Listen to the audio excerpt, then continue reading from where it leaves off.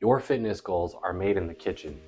Tearing down happens in the gym, but rebuilding happens in the kitchen. While exercise is important, the truth is that body composition is largely determined by what and how much you eat. The biggest problem is that most people have absolutely no clue how much food they're really consuming. They think they're eating healthy, they think they're eating enough, they think they're eating too much, but without tracking their food intake, you're simply guessing. And if you're guessing when it comes to achieving a goal, it's highly likely you'll never get there. Not losing body fat, you're probably eating more than you think. Not gaining muscle, you're probably eating less than you think and not consuming enough protein. One of my favorite sayings is, what can be tracked can't be measured. If you aren't measuring your nutrition, then you have no objective way to determine whether your plan is working or not. Food is energy, and you are what you eat. When deciding what to eat, do you want to be a donut or do you want to be a steak? Your fuel matters. Most people view food simply as something to eat. Instead, start viewing your food as energy. Everything you put into your body contains calories, and those calories provide fuel for daily life, exercise, recovery, and growth. That energy comes from 3 macronutrients: protein, carbohydrates, and fat.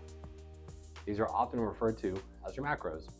When it comes to fitness, weight loss, and muscle gain, basic principles are surprisingly simple.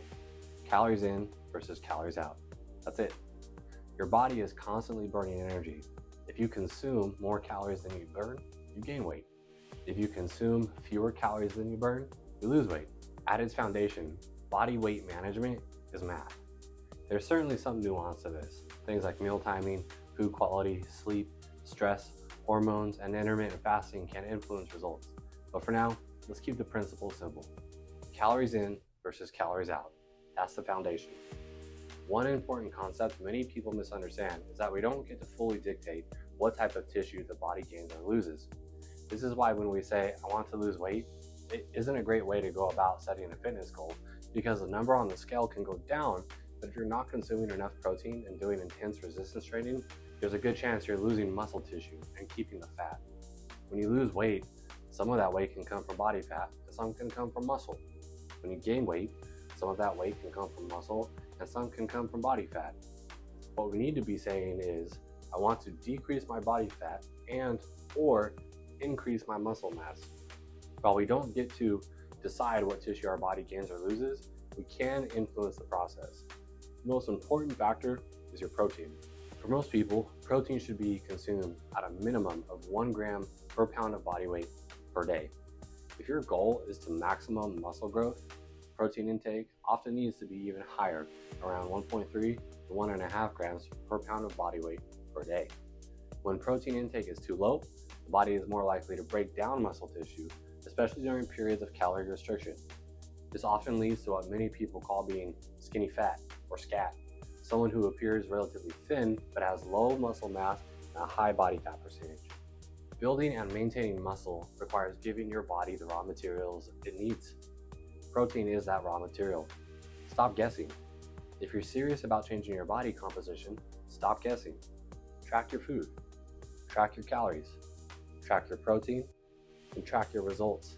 I recommend using an app such as MyFitnessPal to record everything you eat and drink. And when I say everything, I mean everything. The handful of nuts, the creamer in your coffee, the spoonful of peanut butter, the soda, the cheat meal. Every calorie counts. If it goes into your mouth, it goes into the tracker. For energy expenditure, the wearable device can be helpful. Devices such as an Apple Watch or an Oura Ring can provide estimates of calories burned throughout the day. Personally, I prefer the Oura Ring because it's more comfortable to wear, especially while sleeping. I'm not going to wear a watch when I'm going to bed. Takeaway: if your goal is to lose body fat, gain muscle, or improve your health, start by measuring what matters. Remember, your macros are protein, carbohydrates, and fat. Prioritize hitting your protein goal first. Track your food intake consistently. Use a fitness tracker to estimate calories burned. Record every meal and snack. Give yourself at least 1 to 2 weeks of consistent data before making any adjustments. Most people don't have a nutrition problem, they have a measurement problem.